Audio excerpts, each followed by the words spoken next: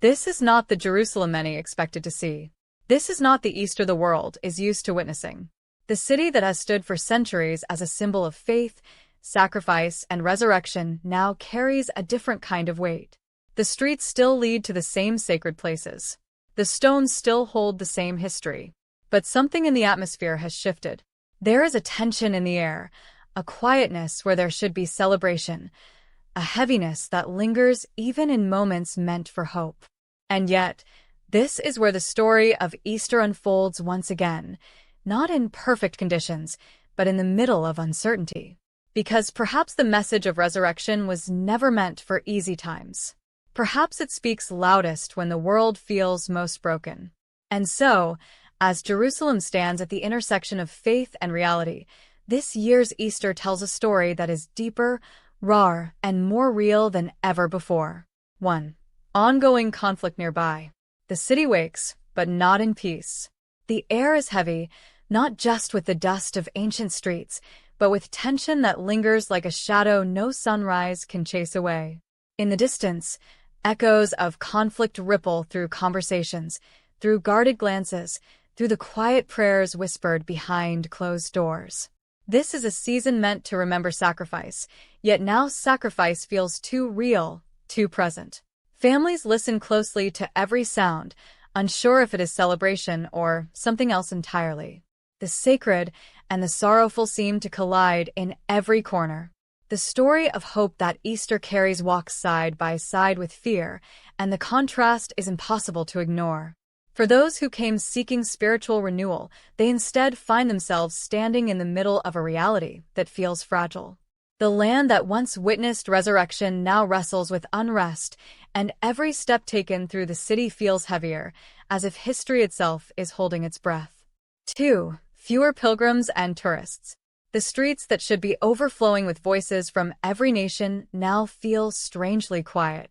Where songs of worship would normally rise in different languages, there is now a noticeable absence, a silence that speaks louder than any crowd ever could. Shops that once welcomed streams of pilgrims stand with open doors, but fewer visitors crossing their thresholds. The familiar rhythm of footsteps moving towards sacred places has slowed, almost hesitant. Those who do come walk with caution, aware that this is not the Jerusalem they imagined. The city, known for gathering the world in one place during this holy season, now feels as though it is waiting for the crowds, for the joy, for the fullness of celebration to return.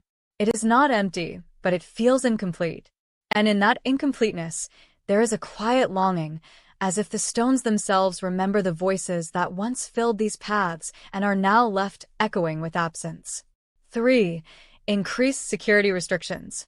Checkpoints rise where freedom of movement once felt natural, and barriers stand as constant reminders that access is no longer simple. Every step toward a holy place is now accompanied by scrutiny, by pauses, by permission that must be granted. The journey that was once purely spiritual now carries the weight of physical limitation.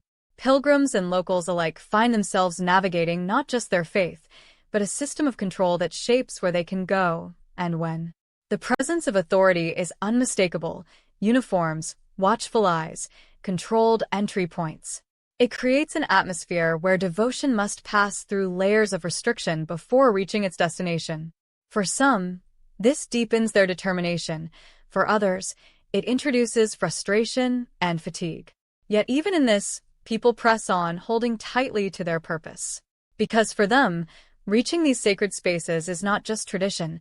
It is something deeper, something that cannot be easily stopped, even when the path becomes difficult. 4. Less public celebration.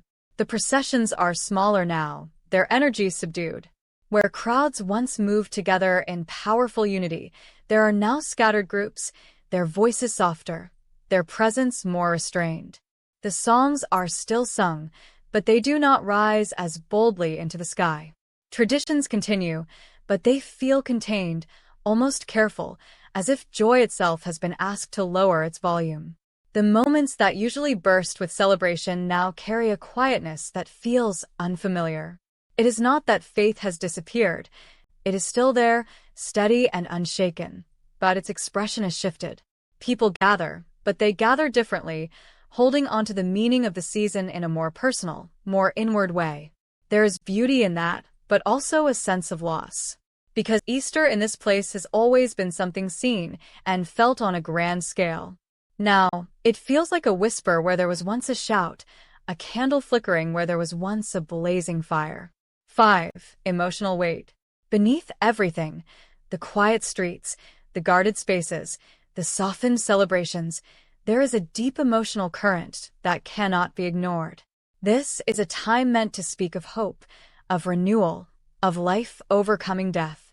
And yet, many carry burdens that make those messages harder to grasp. There is grief here and uncertainty, and questions that do not have easy answers. People pray not just out of tradition but out of need, real, urgent need.